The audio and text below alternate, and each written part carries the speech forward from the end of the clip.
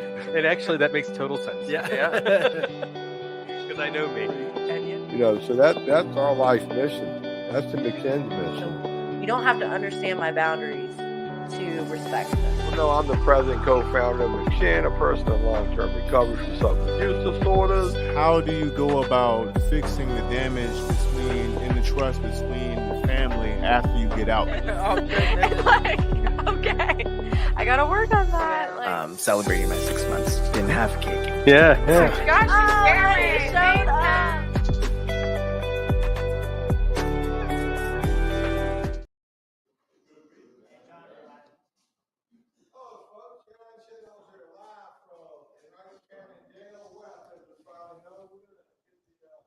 Show started tonight. We still got some folks piling in. Y'all just grab some chairs and gather around. We're going to have a very interesting conversation tonight.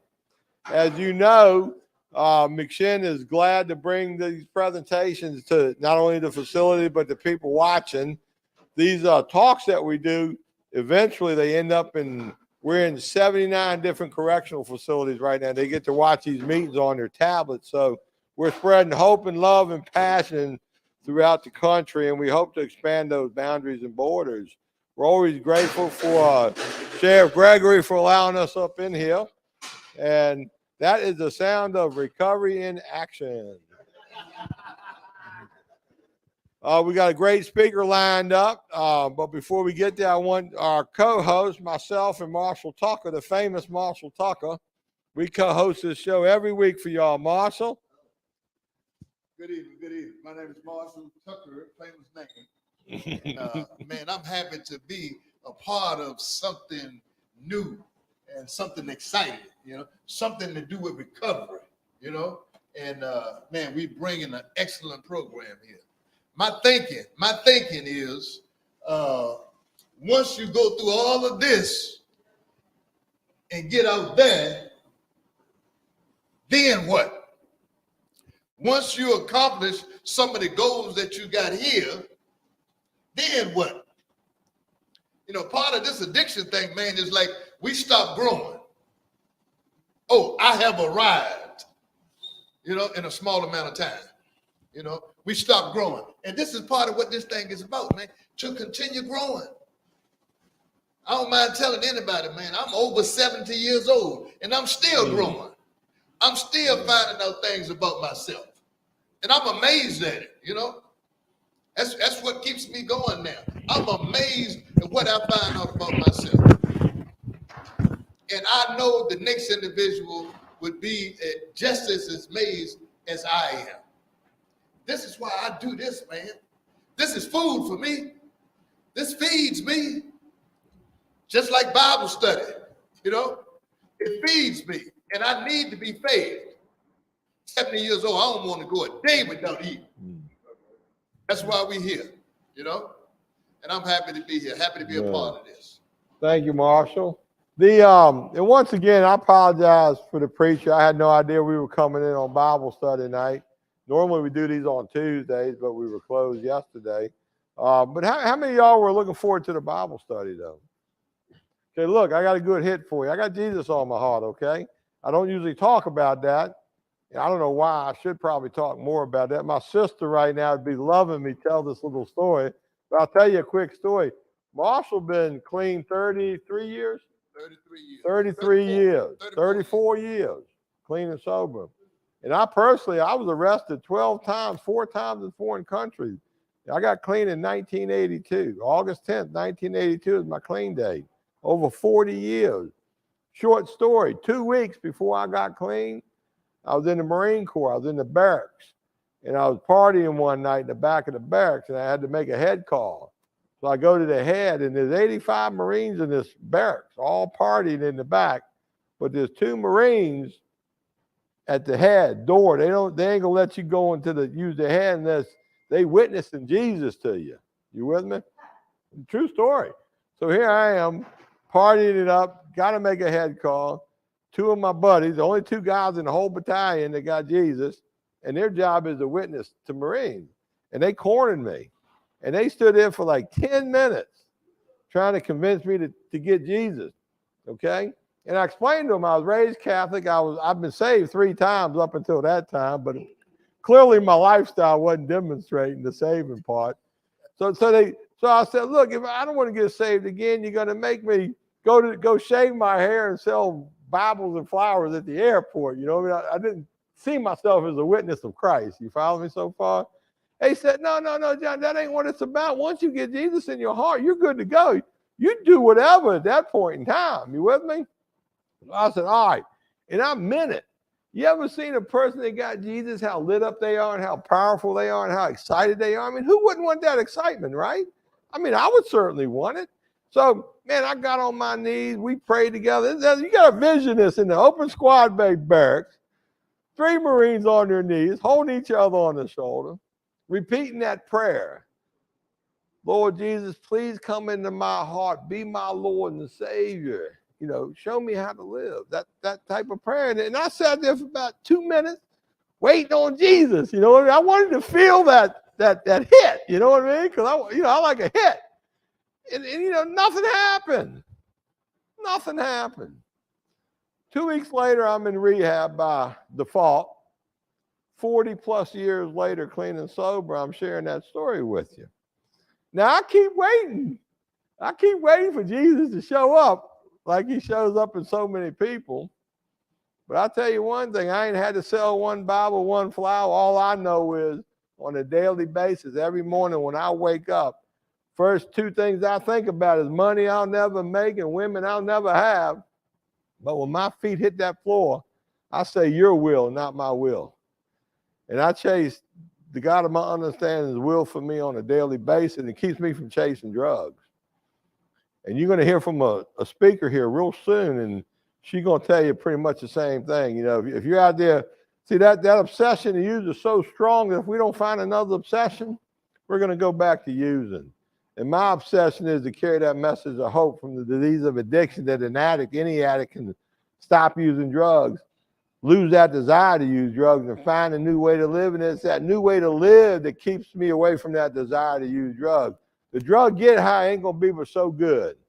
But that recovery get high on a daily basis is this good. That recovery high is the one. And you can find it from within. You know, you get that spiritual awakening, anything's possible. Sheriff, you got any words before we get started? We want to thank Sheriff Gregory once again for inviting us in our facility. I'm just grateful for another opportunity for us to share, to bring somebody in to be able to share their message. My desire is that if I show you enough examples of what your life can be, that becomes your desire. Because I said it before, I feel like you all are on the cusp of being the best you can be. You deserve it. Your families deserve it. The community deserves it. I want to be able to bring you back to share with others because, right, you keep it by giving it away, right? And so that is the goal of bringing folks in to share their message, to let you know what's possible. So with that, thank you. Thank you, Sheriff. Now, speaker, I've known for many, many years, okay? Pay attention. Shows up here, ain't over there. But this speaker probably first was introduced to recovery maybe as a teenager. Weren't you a teenager? Very young girl. And I've seen her in and out of this program. I've seen her get many years in recovery. I've seen her not chase her recovery and go back out and come back in, go back. I've seen the good, the bad, and the ugly. But this woman, I'm telling you, I'm so inspired by the stuff she had to go through to get where she is today. This woman will go to any length to help a person. I've witnessed it for a long time. And when I asked her to come in here and share tonight, she did not hesitate. And she drove an hour and a half to get here. She lives in Tidewater. She don't even live in this area no more. But she come up here because she got such a heart for carrying that message of hope from this disease. And she loved the sheriff. She loves what they do in Henrico Jail. She loved the RISE program. Probably been there. You've been to RISE before. They didn't make that one, but she made a lot of jails over the years. So let's give a warm Henrico Jail West welcome for Tammie. Tammie, come on up. Got every jail but Henrico, but East. No, actually, let me just tell my own doggone story. Thank you so much for the warm welcome. Hey, y'all, I'm Tam, and I'm a person in long-term recovery. And what that means to me is that I've had continuous abstinence from drugs since January the 17th of 2019.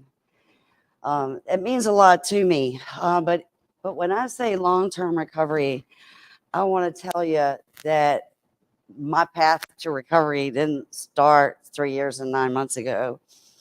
It actually started about 41 years ago. I went to treatment for the first time when I was 17. But I had already been incarcerated before then, way before then, I had been incarcerated. The path to recovery, has entailed for me like a myriad of experiences, of experiments. And I say experiments because it's all been an experiment. I'll just tell you, I'll be 58 in January. I like to say I'll be 4 years clean in January, but I remember Linda, a girl, Linda, she always says we don't front anybody clean time around here. So I'm sticking to 3 years and 9 months, and I'll get my clean date, my clean date if I keep it one day at a time.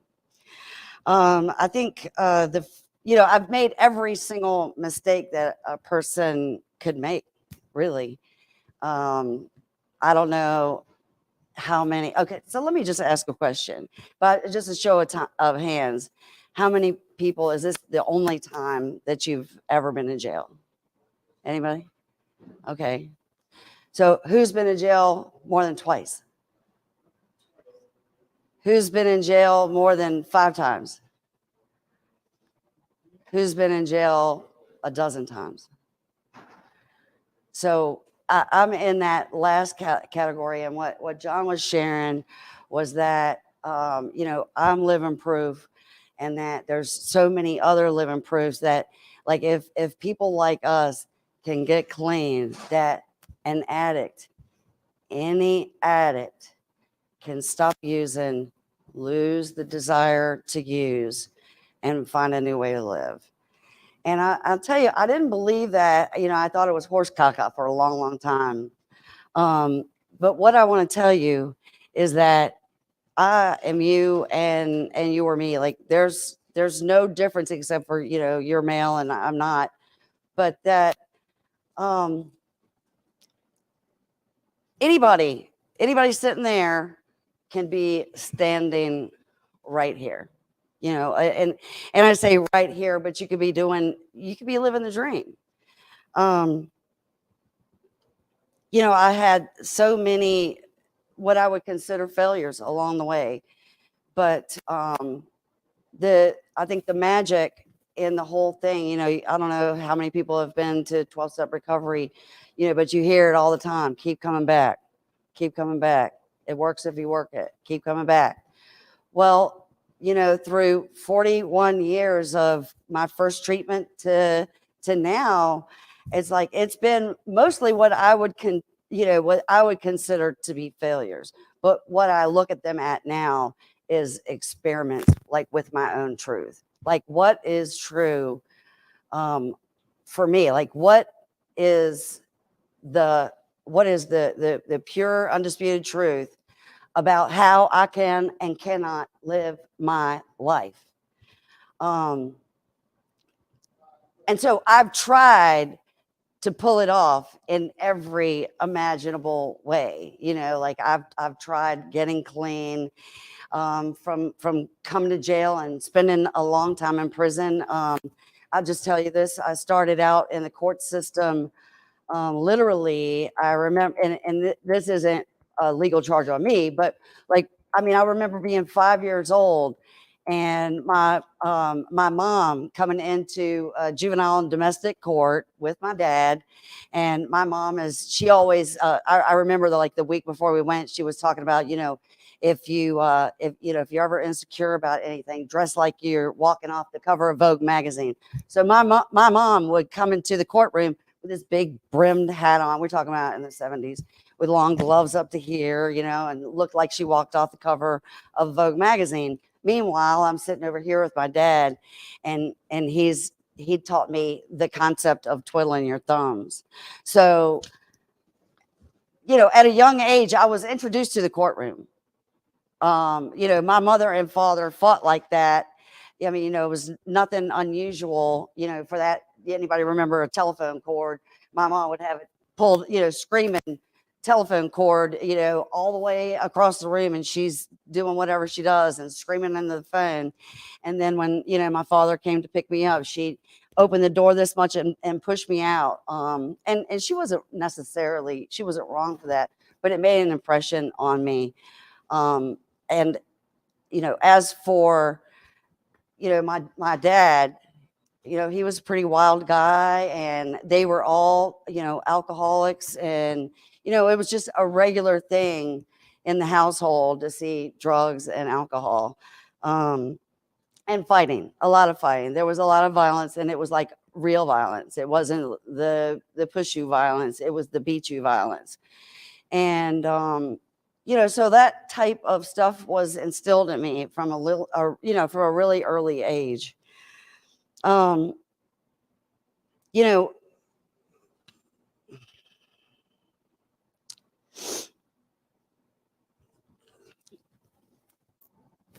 pretty much as a result of like all this strife in my life, I wasn't an okay kid in the first place. I had some problems. I had some behavioral problems, and it seemed like just all of the dynamics in my family life, I started running away really early on. Like, I believe I probably jumped out of the second story window from our house out in Chesterfield at about 8 years old. And I became a runaway, and I would disappear for days. And, you know, at one point, my grandmother got a call, and I don't know if y'all remember the operator. Well, I'm calling from California, and the operator's on there. She's like, "Ma'am, do you accept the call?" You know, is that nobody's laughing? I need some levity here. Do I need everybody to get up and like stretch or something? Everybody been working all day? Yeah, I get it. Because I'm trying to think of my jokes, and they're not sounding very funny to me. But yeah, I was a runaway, and I was held to pay. Like, I was really hard to handle. And I started running away, and I was deemed by the courts to be incorrigible. And I was locked up, and I don't know if I'm a Richmonder. Anybody, as many people are Richmonders in here? Like, I'm born and bred Richmond South Side, born MCV Hospital, 1965, 13th floor. There's no floor, 13th floor.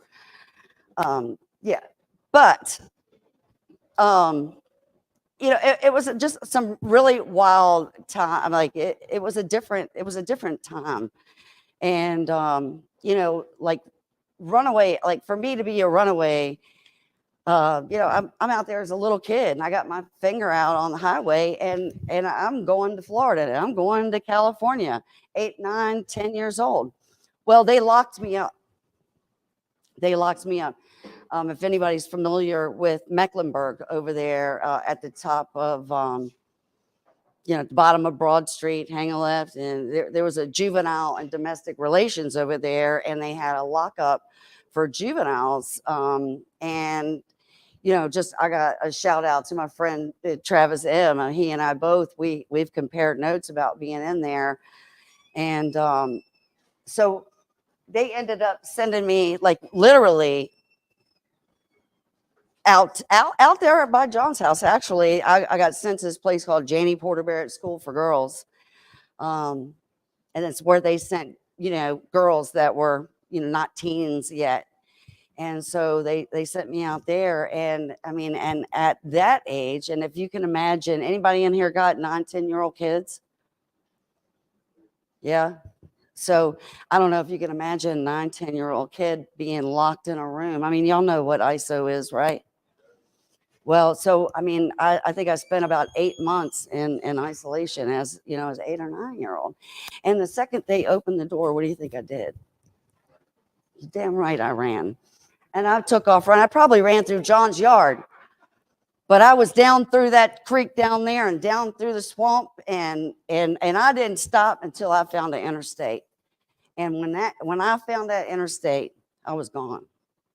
And I didn't come back till I was 26. All right, so now let's think about that gap. Let's think about that gap.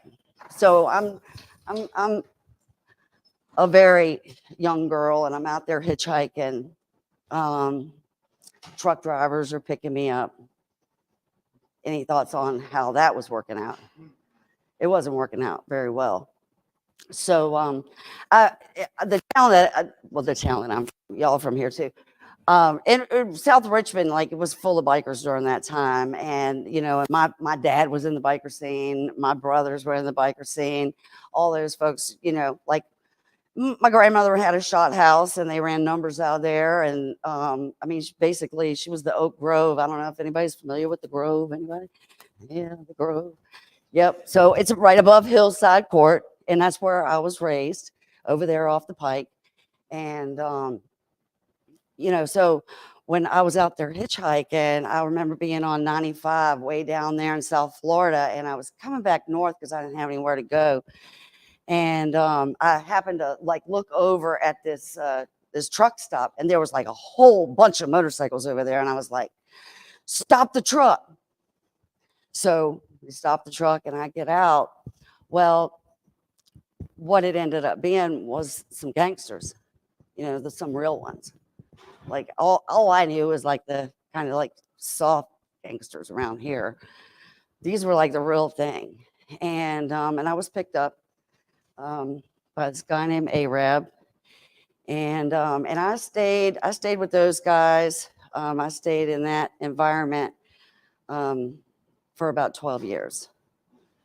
I started running drugs from South Florida up to Detroit, and I mean, you know, it was some pretty wide open times down there in Florida at that time. And you know, I was exposed to a lot of violence, a lot. I already knew about violence, so it was nothing unusual for me. And we're starting to see a pattern here, right? So, you know,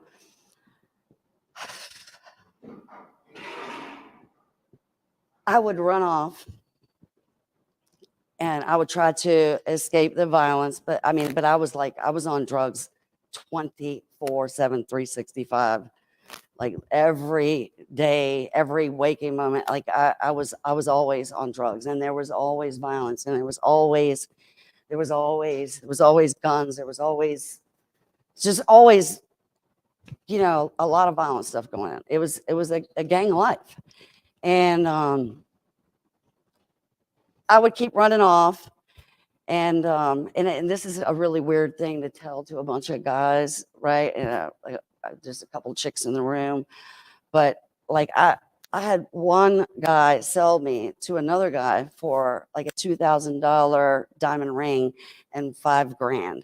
So when I ran off from this guy over here, he wanted his property back.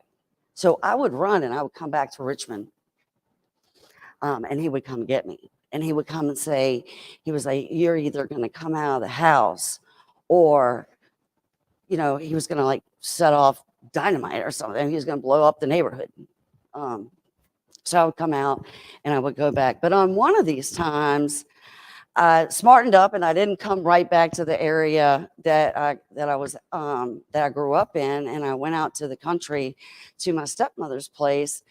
And she was like, Tammie, please just stay home. Just stay home. And I was in withdrawal. I mean, I was in really rough shape. I had really bad, not just I had withdrawal from alcohol. I had withdrawal from narcotics. there was a lot of really strong stuff out there during that time, and I was in really bad shape. And I believe I was about 17, about 17 years old, and so she took me out to my first treatment, and that's what I was talking about. You know, that I believe that my path of recovery started then, because it was right then and there. And I guarantee you, I didn't stay there any more than 2 or 3 days, long enough to find a boy and go make out behind the trailers or whatever, you know, out in the little bushes or whatever. And next thing you know, the first time anybody said anything to me, I was out the door and I was gone. And I was pretty much a wild animal. And I remember not long after that, I was downtown on Gray Street. And if anybody's familiar with old Gray Street, I mean, it was hopping. It was motorcycles, cars, bars, girls, boys, everybody's throwing down out there.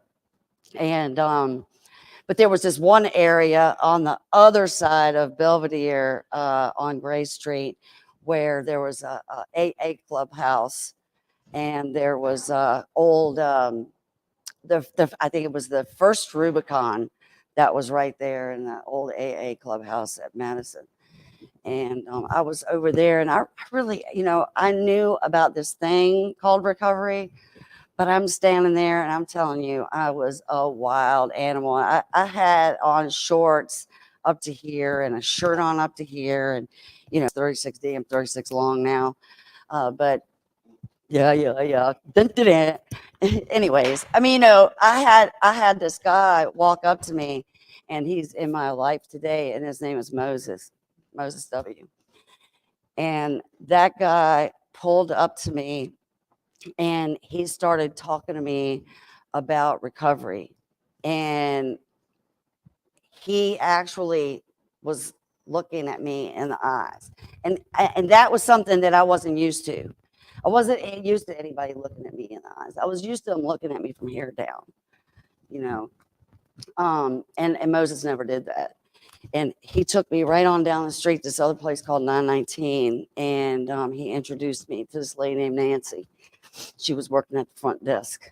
And so it was from really, I mean, when I say that I started my recovery during that time, I really believe that was the first time that I saw anything that looked like sanity. I had no idea what sanity was. All I knew was chaos, and and you just needed to be crazier than the other one.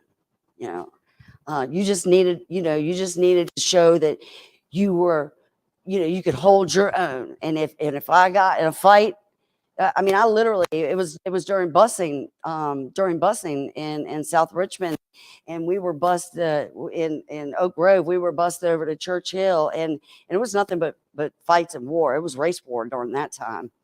And I mean, it was dangerous. And I'll tell you, I've been shot, stabbed, beat, but I for somehow or another, I never had a broken bone, right? But it was about how tough you are. It was about what, if you could hold your own. And so I pretty much prided myself from then until present on personal strength, right? And it didn't occur to me till way much later that the real asset, like the real strength when you get here, is actually not how well you can fight. Now, not how well you can shoot a gun, not how well you can, sling it. What's the most strength that you can get in recovery is the ability to surrender. And that's crazy, because I just can't imagine myself ever thinking like that before. Let me take a look, because I wrote these notes, right, because I really wanted to stay on track. And then John wouldn't let me go back and get my watch, so I have no idea what time it is.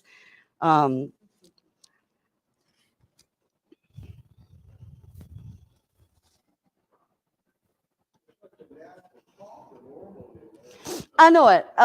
You know, I don't like, I don't want to like spend a whole like I want my main thing here was that I want folks to know that like no matter how many times you've broken your vow, like the most important thing that you can do here is keep coming back.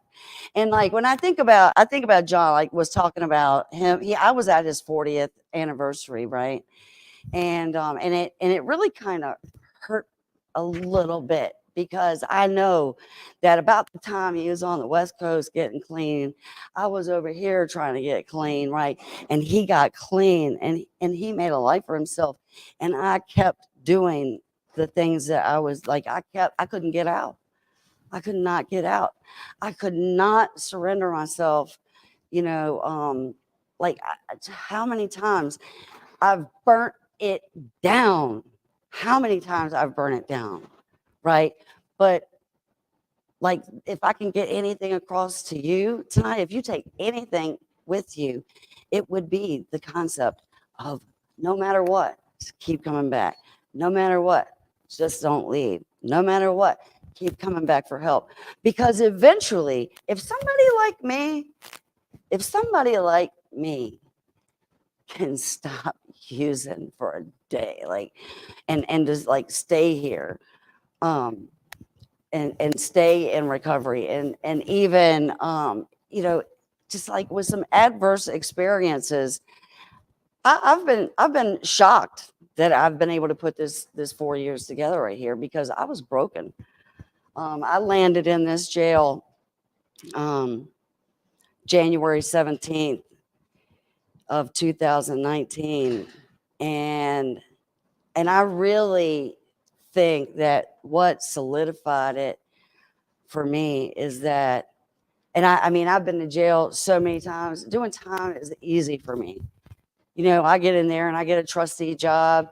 I get into every group available, you know, and it's like, I think that I'm all with it until the second you let me out the door, and then I start running my life again.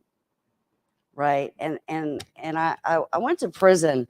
I went to prison in 1990. And this is just an example of that type of thinking, because I went to prison in 1990 and I stayed there until 96. I had a 20-year sentence, but back then it was still, they had parole and everything. And so they let me out, and I was out for, and I mean, I had, look, y'all, I had started taking college class. I'd done all this stuff. My first couple of years that I was in penitentiary, I was raised by guys who said, oh, well, when you get there, you just find the first biggest person that you can find and just punch them in the face. Well, that's what I did. I spent the first couple of years in the basement of the jail in the prison, right? And I like, finally, you know, after so many of those, and I'm in the basement of the jail in a paper gown in a camera cell, you know, with no mattress, because I can't keep my hands to myself.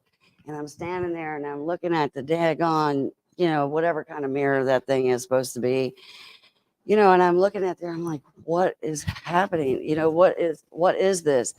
And everything that I had been being told about the disease of addiction started, you know, revealing itself to me. And so now I'm on the track. They finally, I did a year in the basement of the jail and the prison. I did 90 days seg, 10 days isolation. 90 days, because ACLU, they had this, you know, human rights thing. They couldn't keep you in seg for so many, or they couldn't keep you in isolation for longer than 10 days or whatever. So I do 90 days of segregation, go downstairs for 10 days, come back upstairs for 90. That went on for a calendar year. And when they let me out, I was broke. I was. I didn't hit any. As a matter of fact, I can count the times on less than one hand of how many times I've hit anybody since then, to be honest with you. I was broken.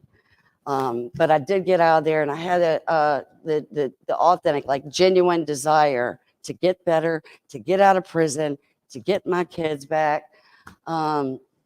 And they let me out in 1996. And I got out, and I just thought I was doing great. The Diocese of Virginia sent me to New York for that. During that time, they had this thing with the drug mule. And they wanted to send me up there for these high sentences for drug mules. So they sent me to New York City to get this training and coalition building. Well, came home. Then they had this chick walk up to me that I'd seen in AA sometimes. She walked up to me and she was like, well, how you doing? And I'm like, fine. She was like, give me a call. We'll work the steps. And I'm like, bitch, if you were the last person on the planet, I would not call you. You know, she was tall and blonde and pretty, you know, younger than me, less education than me. You can't have shit for me. Yeah, I'm sorry. I shouldn't try to watch my mouth, but I do have a mouth. So about 3 months later, I'm at Richmond City Jail, and nobody will take my call, and I'm dialing the blind. 804-320-4441. I still know that number, right? I'm dialing the number, and so I get on the phone with this chick, Val, and she ended up coming to the jail and starting this really cool, like she started doing this this step work. You know, she wanted to, you know, take anybody who wanted to, she wanted to take them through the steps. And it started out with like 50 people, right? And at the end of it, it was like 10. And I ended up going through the steps with her, right? And she was my sponsor all through all through the rest of my jail stay. And then when I got out, I mean, I had been through the steps, and I literally, I spent that second stint of being locked up till 2000. I was locked up until April 30th, 2000. And I got out, and I had the cutest little apartment in Bon Air, you know, and I got my little home group, and, you know, and I was a part of the in crowd, you know, and then he walked in. And he was maybe about 6 months sober, you know, and here I am. I got my quality 6-7 years. This was Illinois. Yeah, you remember that, right? So he walks in, and my sponsor's like, you know, that you do that with him, there's no way I can sponsor you. Well, I waited till he was 1 year and 1 day, and then we got married, right? And 1 year, 1 day, plus 1 more day, and I was like, what in the hell did I do? You know, I was at VCU. I had full custody of my kids. You know, I had him, his daughter. I had a house full of kids and dogs and cats. Had a catering business. I mean, I came out of the penitentiary on fire. Literally, my hair was on fire. I was going to make a life for myself. I meant it. And within, I'd say, 3 months of getting married and moving into an actual house, like I'd never had a place to call home before. I think that's when I met you. Not about that time. I started shooting dope, and I was making all this cash money doing catering. I mean, we were doing like 2 to 500 person weddings a weekend at a minimum of $40 a head. You do the math. It was crazy. Like, we were making money hand over fist, and it was legal. And I'm stuffing money in the mattress, right? I'm not trying to pay nothing. I'm not trying to give up nothing. You know, I'm just trying, I'm stacking. But meanwhile, I'm slipping over here to Oak Grove and getting 1 little bag of dope, because it won't hurt nothing and nobody will know. And 1 bag of dope turned into a gram, and so on and so forth.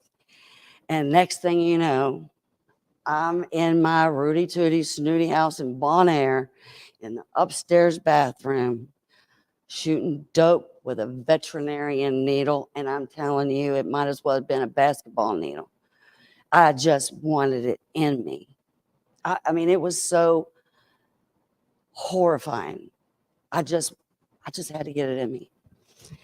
And it didn't last long. I came in one day and the kids, everybody was in the den in there. And I came in and I always I pull my pockets out, everything goes on the counter. Well, the $20 bill that bag of dope was wrapped up in was in that $20 bill. And I ran to the restroom and somebody came in and picked up the $20 bill and they knew what it looked like. They know what my $20 bills look like when they're folded a certain way. Right.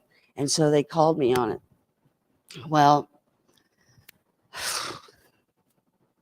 can we say she burned it down again? She burned it down again. And I'm telling you, I wanted a life. I wanted a life. I burned it down again. And that's how I shifted. That's kind of like when I shifted from I had people come to the house and stay with me while I was kicking. Then they came and took me over to that office over there on McTavish, and they took me down there to Rubicon and put me in the detox, and then I had to come over to McTavish and get a talking to, and they said well, there's this thing going on upstairs. I don't really know what they're doing up there yet. Well, that was McShin. That was 2006, I believe. Was it 2004? Okay. So that was the upstairs of McShin. That was when McShin's office was about the size of this table. And there was 3 other people. And out of those other 3 people, that one guy is out of those few people, that first little group of people, that one guy died. I mean, I was crazy about this guy, right? And I thought for sure he went and overdosed in McDonald's bathroom, the week after I was detoxed, right? And died. And I was crazy about him. And I was like, oh no, there's no way I'm gonna do dope again. Well, I stayed on for a while, and I stayed on for a while, and I really did. I wanted to get my life together. I was going to try again because I'm just a keep coming back kind of girl. And I tried. And sure enough, man, I was back out there. I was coming, and then I was using. I was living this whole double life. And it's just, I'm not that chick. It's not, I am not able to live a double life. John has this saying, he's like, the cream rises to the top. Well, my saying is kind of like the same, but different, is that recovery is like a self-cleaning oven. The bullshit is going to bake its way out. Yeah. And my bullshit baked me out. And I remember after McShin had moved over to the church over there on Dumbarton, and and I'm still I'm struggling. I'm on the street. I'm trying to keep it. Trying not to lose it. But I kept losing stuff over and over and over. Main thing I was losing was my mind.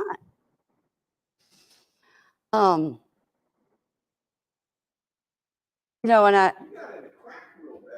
oh God, oh my God. So you ain't even touched on the crack part yet, man. No, I haven't. Well, let's just, if I'm being honest, there's not a drug out there, and as sick as I am, look, I've never done X. And so here I am 4 years clean. I'm like, damn, I wonder if I could try X. No, the answer to that question is no, I cannot try X. But, it's any kind of way that you can, I have tried to use any way you can turn it, whether it's alcohol, whether it's crack. I mean, you can't get me started. If I take so much as one drink, it starts ticking down to the time that I'm getting my first rock and a bag of dope.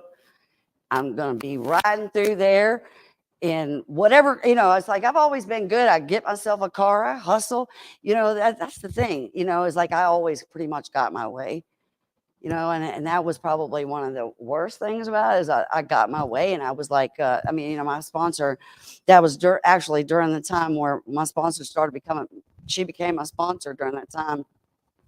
And she's my sponsor today, but there's been some gaps in that.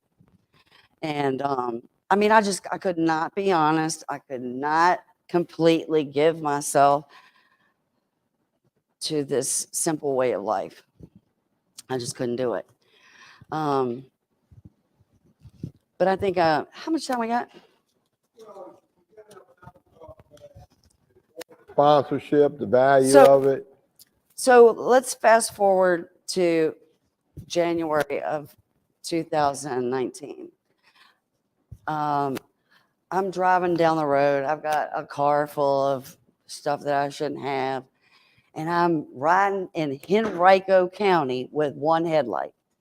Come on now. Can you see the L?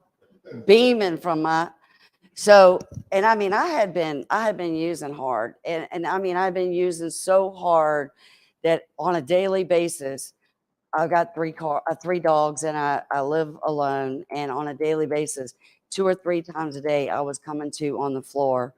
Hours later, I was overdosing, doing it 3 times a day, every single day. And when I think about it later, that I could have very easily died in that room, and my dogs wouldn't have had the only choice my dogs would have had to survive themselves. And I'm not even going to say it, right? But but they would have had to start munching on me, right? Because I would have died there alone, right? But instead, I was driving that car with one headlight, and I almost got out of it, y'all. I almost got out of it, but I just had to have one more hit. While I was waiting for the tow truck, right? He let me park in the convenience store over here, and I had the excuse I'm gonna walk the dog. I just had to have one more hit. I'm gonna walk over here in this neighborhood and have one more hit while I wait for the tow truck. Well, he saw me and he came around here. He came around there and he locked me up, and I came down here. And I'll tell you what it was the most jarring experience I've ever had. And I say that not because I hadn't been to jail, God only knows how many times, dozens of times, right? But this time, my dogs, it was January, right? And it was cold. We had just had a couple feet of snow. And my dog, I did not have heat, right? I had those electric things. And so I got locked up. I came down here. They confiscated my phone. And my dogs were over there in that house with nothing. And nobody to call and nobody to tend to them. And I sat down here for about 10 days, and I finally saw Sheriff Wade, and I'm beating on the door. Sheriff Wade, help me, help me, help me. And he did. He even came to court with me. I was pretty impressed by that. He did. I'm going, and I looked, and the door's open, and there's Sheriff Wade walking up to see what was going on with me. And I appreciate that. But I know it's because that he cares about, John and Carol so much, and that he knew they'd be worried. And I'll tell you, I couldn't think of a single phone number. I didn't even have an inmate number. I was so sick, but I was sick in this way more than anything, was that if something happened to my dogs, I had it planned out. And this, I know, with every hair on my head, every fiber of my being, I had it planned out how long it would take them to get to the box, to the Sally Port, in the Sally Port, get my door open before I could be hanging from the sprinkler. I had every second of it planned out. And it jarred me. They say in the rooms, they say, you know, that a relapse can be a jarring experience that makes all the difference. Well, it rocked me. Like, I know that I was gone. I know. You know, I don't know how I made it. But I'm going to tell you something. I couldn't think of anybody's phone number. And all of a sudden, it just came to me. 202-669-1991. Man, I'm going to tell you something. I'm going to tell you something. I went to that phone and I dialed that number, and she hadn't spoken to me in a couple of years, and she knew I wasn't doing nothing but out there using. And she took my call. And, you know, and she helped me get out of here. And she said, we'll do it on one condition. You come out here and you get the implant, you know, that block drugs from, block you from feeling drugs. So I was like, you know, she even reminded me this later. She was like, you know, I can remember a time when you would have said, hell no, I'll stay here. Because I would. Because I can do time, y'all. But I said, I'll do whatever you say. And I came out and I did whatever she said. I went straight and I got that implant. And I was really, really sick. I could hardly walk across the floor. But I immediately, I made a decision right early on when I came out of this jail. I said, no matter how much I need the money, no matter what opportunity I get, I'm going to a meeting every single night, and I'm not going to work more than 30 hours, and it's going to be in the day because I do not want anything interrupting my meetings, right? And I did that. So I got out, and I just kept coming, and I just kept coming. And I went right back into the house where my dogs had been in there. All the pipes had froze. And the only reason the dogs made it is because the pipes froze and busted and it was squirting water. So they had water to drink. They didn't starve to death. And my bondsman threw a bag of dog food over the fence over there. So I had to go back into the house where there was stuff everywhere. There was stuff everywhere. That house was full of drugs. And I had to go in there and I had to clean that shit up. And I had to leave there and go to a meeting. And I had to come back there and tend to my dogs and live with the mess that I made and keep cleaning it up. And then I'd get a little work and I'd get over there and I'd do a little work.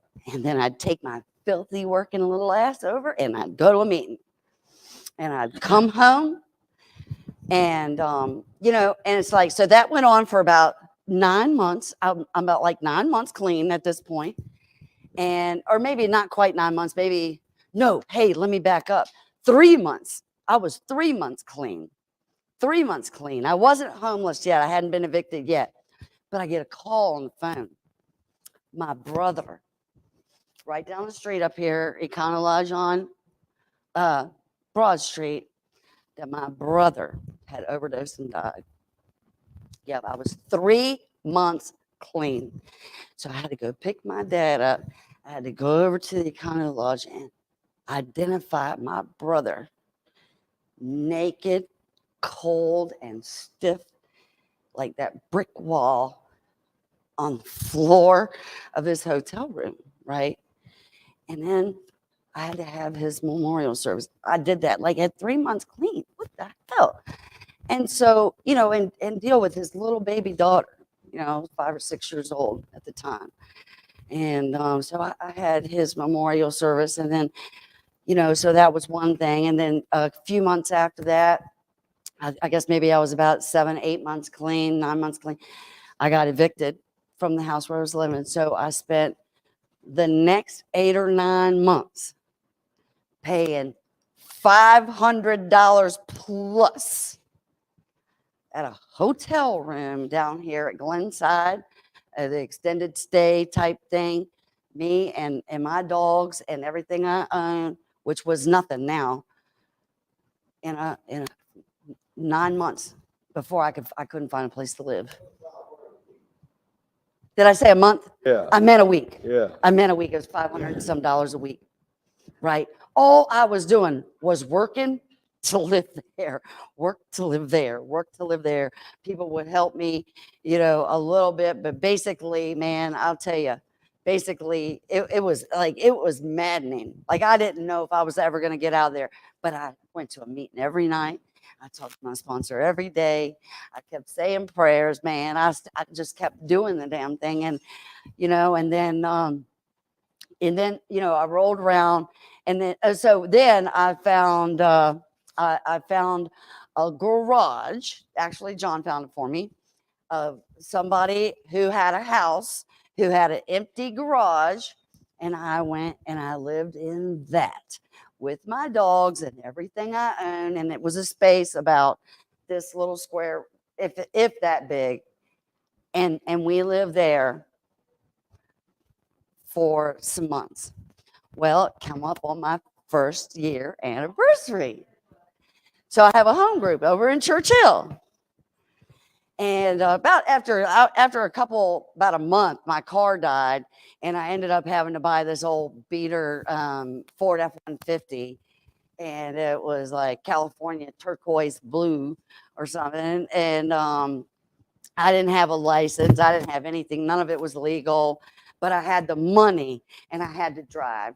So this lady had got the title in her name, so that, you know, because I didn't have to go pay all those court cost fines and fees. I didn't, you know, I always find a way to circumvent whatever rule there is, which is, you know, a lot of what's held me back a lot, because I never think that I think the rules don't apply to me, right? That's got me a whole bunch of times, that there's some kind of loophole that I can get out of the rules. Well, I left my first year anniversary where I had all these fine speakers and full house, 100 and some people in there eating, meeting. I'm wearing my dress up pants, my dress up shirt. I got my cake in the seat, and I drive home, and I see a cop falling behind me.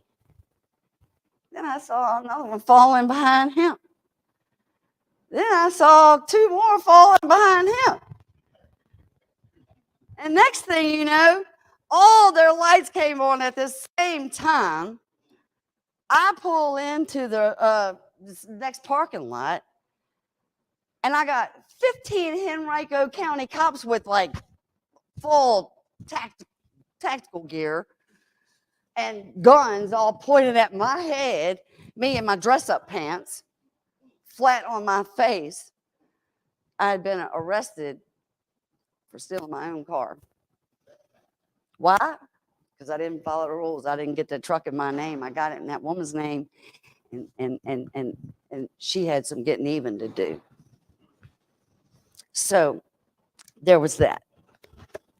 Well, you know, I ended up getting a whole bunch of that stuff straight. And between then and now, you know, it was right after that. And I just want to say that during the, you know, like during the holidays, and, you know, the holidays before my first year anniversary and stuff like that, you know, I spent all my time with recovering people. And I stayed around the recovery houses. I worked the weekends, you know, over at the center at the McShin's Foundation. I'd work the weekends over there. And it, you know, it's like I knew I didn't have anybody to invite me to Thanksgiving. I didn't have any at Christmas. You know, I was going to be pretty much by myself. So what I did then, and what I still am doing now, is like when stuff like that comes up, I embed myself in service work. Like, you know, it's like I communicate with my sponsor. I go to meetings. I communicate where I am, you know, and, you know, and I get into recovery mode like I know that when all else fails, no matter how tough my life is, that if I can pause and find someone I can help, like and I think that's what John was talking about, because while all this really hard stuff was going on, man, I was constantly working with fresh addicts. Even though I just had my few little months in 1 year and, a year and a half and 2 years and, and stuff like that, man, when COVID hit, man, I'm telling you, there won't no COVID for me. I couldn't have COVID. I couldn't have the pandemic. Because I have to have addicts, right? And regardless, I got my ass over there and I started facilitating groups, and I started working at the women's house out there. And it's like every time, I guess that's the whole point of what I'm trying to say, is that, like, we are addicts. I say we. I'm assuming, I just make assumptions about other addicts, but it talks about in literature all over the place, is that at the core of our disease is self-centeredness, right? And it's like any kind of way that I can combat that, it usually has something to do with turning myself out and working with a newcomer. Like, basically the best thing that I can do. And I say this not because I'm bragging about it, but Thanksgiving Day, here it is. I'm coming up on my 4th year, and I got plenty of stuff I can do on Thanksgiving, right? Thanksgiving Day, I'm going to be speaking. I'm doing a workshop at a rehab in Williamsburg, right? And it's like I got stuff lined up all through the holidays like that. It's such a gift that my sponsor, she has a big anniversary coming up. It's like November sort of like kicks off with her anniversary, then Thanksgiving, and so service there for the anniversary, and being a part of that, and and then coming and hanging out with people and new in recovery for Thanksgiving, because a lot of people are bummed out for the holidays. I'm the main one, and the main thing that saved me is you. Every single time, right? And I have been able to walk through some of this stuff. There's a couple things that I want to touch on before I close, and one of them is I just recently I had ACDF surgery, and that's anterior cervical discectomy infusion, ACDF. I had 5 levels of vertebrae in my neck that had to have hardware, right? I was terrified. I was sure, like for months, I was melting down because I was sure that I knew that I couldn't have this surgery without narcotics, right? So I was sure, I had my fate, I was sure that I was going to turn into a monster on the first pill. And for some reason, it's like I started working with my doctor. I got an addiction doctor. I worked with my surgeon, got the surgeon and addiction doctor work together. And they were working with my sponsor. Like, my sponsor was on all these Zoom calls with the doctors and surgeons and everything. Like, I was transparent about the whole thing, right? And do you know, I came out of that hospital and I stayed at my sponsor's house for a couple of days. I went home, and the day after I got home, made it 5 days that I had this surgery, and I took those narcotics. I did have to take narcotics, but I took them, and I took pictures of all my schedule and everything. I took those doggone pills to the DEA take back, y'all. I didn't sell them. I didn't eat them. I didn't cheat in any way, and because of that, I get to stand at the mirror in the morning and look myself in the eye, y'all. In this last couple of years, I've never had a credit card. I've never had anything in my name. I've never paid insurance. My bills come in. I'd get electric turned on, and the first bill that would go in the trash can. I never paid it, and it would linger until it got cut off, and then I'd get some church to pay it. And everything I have is in my name. Everything I have is insured. My dogs, my dogs are fed the same dog food, not whatever I dumpstered, from PetSmart, you know, whatever. And, you know, and it's like I take care of my health. This part, I take care of this part. But more than anything, I take care of the recovery first. Working still does not come before recovery. Nothing. And I like, you know, and I'm just saying, I stayed single. I stayed single this time because I needed to build a relationship with someone. Who? And my sponsor. I needed to learn to recognize myself coming. I had to learn to see myself coming. And with my sponsor, like with my sponsor, I had to learn to be able to consider someone else besides myself. Like I have to be able to consider someone else's feelings. I have to learn to trust and be honest with someone else. And it, you know, and it's like, it's been a process. And because of that, man, I'll tell you what, I've got a life. I do have a life. You know, I got a credit. I didn't even know what a credit score was, what a normal one was. I first got my credit score. It was like 400, you know, and now it's like, I've been paying all my bills and it's like up there around 700. I'm almost at the verge of being able to buy a house, you know, and I'll tell you something. I never had anything like that. I never had a home, y'all. And so I'm going to leave you with this one little ditty, and it's by Rumi. If you ever heard of Rumi, he's a poet from Afghanistan. It's present day Afghanistan, but from the 13th century. And the poem is called Caravan, and it's just one little ditty part of it. It says, "Come, come,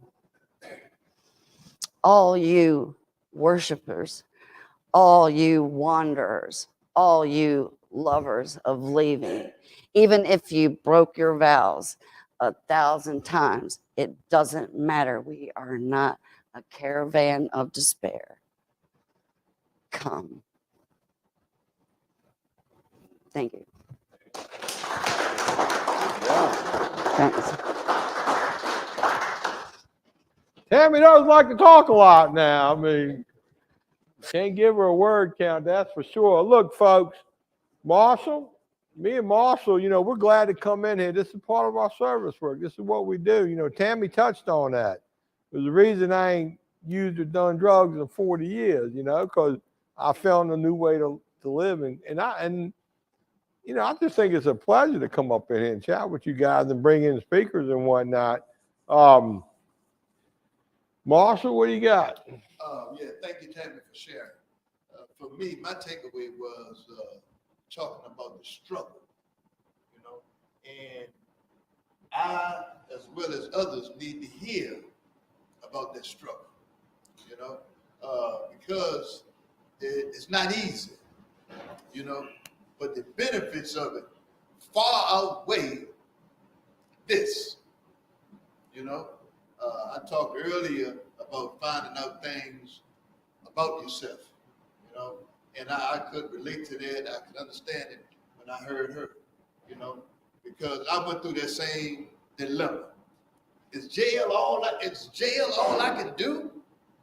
You know what I mean? I'm in jail. Is that all I can do? You know, I know I can do more, you know, and having that spiritual awakening after time again being in jail, you know what I mean? But the struggle, as they say, the struggle is real, you know, and this disease, man, is cunning, baffling, insidious, you know. You can get out here with all intentions of doing the right thing and find yourself somewhere where you're not supposed to be and you're using again, you know. And the reason I'm still finding myself things about myself, because I don't trick myself enough, you know. No more tricks for me. That's right. We got Kelly. You want to say a couple words? You come up in here. Kelly used to reside here. She's all excited to know we're back up in these jails and that we're bringing meetings back up in here. She wants to get involved and help. I said, you slip in the back door. You want to say hi or anything? Come on up, limp up here. You're all right. You limped in here. Kelly is hopefully she doesn't have to go as hard-headed as long as Tammie did.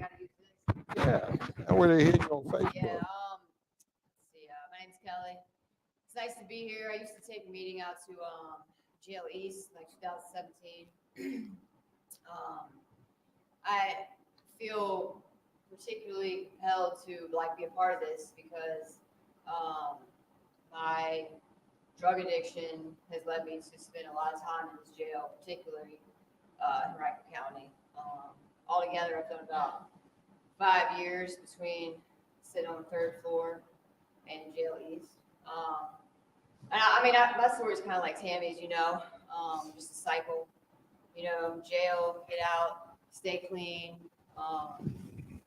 relapse, jail, get out, stay clean, relapse. I lived in McShin's when I was 17 and graduated high school in a recovery house. So clearly I was introduced to a new way of life at a very young age. But with that comes a certain amount of responsibility to stay dedicated to that way of life, right? We veer off for whatever reasons. Relationships was a big one for me. I'd meet a girl and within a couple months, I'm getting high. So long story short, like John said, I won't take up too much time, but it's definitely like you said, the struggle.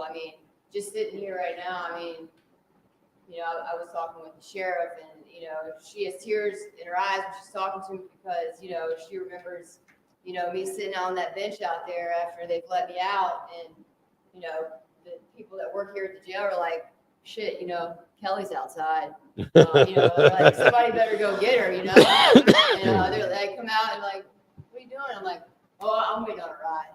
I hadn't called anyone, didn't have a phone, was going to start walking down the street. And, by the grace of God, really like my life was spared, through the struggle. And I do not want to live in pain. I don't want that life anymore, So, but I cannot want it and still end up there. Right. So what do I have to do to stay on this side? That's what I'm just, staying dedicated to. And it's a pleasure to be in here because like Tammie said, like I am you, right? I used to be on work release and then end up getting kicked off for having a bag of needles and dope in my backpack at work release, right? So like I am you, we're more alike than different. So yeah, it's nice to be here, and I hope that each and every one of you guys can, just find that hope, because I don't want anybody to be here, man. Like there's so much more to life than sitting up there and just, it's not pleasant. So, all right. Thank you, Kelly. That's marvelous. We know you missed your Bible study tonight. I apologize for that. We'll try to not interfere with the schedule again. Preacher, you want to say anything? You want to close us out with a good prayer at least or anything? Well, come on up front and do it. Give the Reverend a hand, man. Some of y'all have come down all the time in Bible study. Some of you have been there before. So I'd welcome you. We got a small picnic table, but we got 2 more probably. So if you want to come down on Wednesdays, we do that at 5:30 outside at the picnic table, whether it's 18 degrees or 90. We're out there. So, but great. Everything tonight. Enjoyed it. Thank you for having me sit back here. Appreciate that. So before I close, I just want to say, I'd be negligent if I didn't say, when it comes to being saved, you're either saved or you're not. There's no in between. There's something we all have in common. We're all going to be at the judgment seat. It just depends on if it's for rewards or if it's not. And nobody wants the alternative, right? We're not going to be up there making excuses or anything like that. So when I was listening to the presentations, we do this in Bible. We've talked about this in Bible study too. There's 25 people out there that would love to be sitting right here tonight. They're not alive. They're not alive. So we've got mercy. And the question that everybody needs to think about, including myself, I don't just say you, it's me too, is what are we going to do with it? What are you going to do with it? 2 ladies back there, good examples of what do you do with it? Because they're going out making a difference. And once you start making a difference in people's lives, they start relying on you, and then you're not doing it for yourself anymore. you're doing it for them. Because if you fall, they fall. So the more people you can support, actually, the better it works for you. It works for them and it works for you. Because you can't always get Pi as an example. A lot of y'all know Pi. Comes back here, he's got a lot of people look after him because he look up to him because he's done really well. So he can't fall. He can't fall. So think about that. What do we do with our mercy?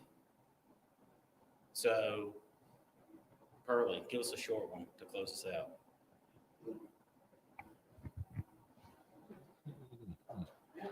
Well, I like this. It's getting better. Good evening, everybody. We're going to do this very quick. Father God, in the mighty name of Jesus, we thank you for this day, God. We thank you for these speakers. Lord, we ask you right now to touch each and every one in the sound of my voice, God. We ask you to touch the speakers, God. Continue to work with them. Continue to be their Lord and Savior. But most of all, God, give them wisdom and knowledge and guidance. And bless every man, every woman, everybody that's here tonight, God. We ask you, God, in the name of Jesus, to touch, heal, and deliver. Amen. Amen. Thank you, fellas. We'll be out here in 2 weeks. We'll be back out here on Tuesday. Thank you so much for your attendance and your patience. I hope y'all had a good time tonight. Yep.